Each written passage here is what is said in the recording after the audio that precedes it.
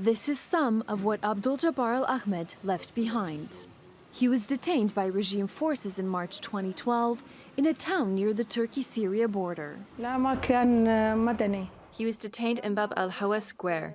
He was just a civilian. There was a journalist with him. They went to Bab al-Hawa town to buy some stuff and fuel. Then they were captured there. After he was captured, the regime demanded that his brother Abdulaziz hand himself in. He was wanted for protesting against the regime. They said, give us old Abdulaziz and we will release Abdul-Jabbar. We asked why. They said for protesting against the regime. We refused and told them Abdul-Jabbar didn't go to any protests. He's not a military person.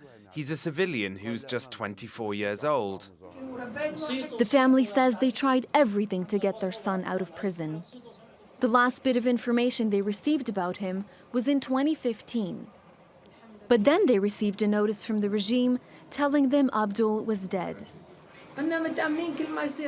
We used to hope that in each amnesty decree, we wished that his release will be close. But yesterday we were surprised by the news. In the last few weeks, hundreds of Syrian families have learned from the regime that their missing relatives have been declared dead.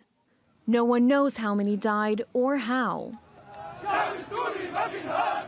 Human rights groups say since the war began 7 years ago, tens of thousands of people have disappeared in government jails.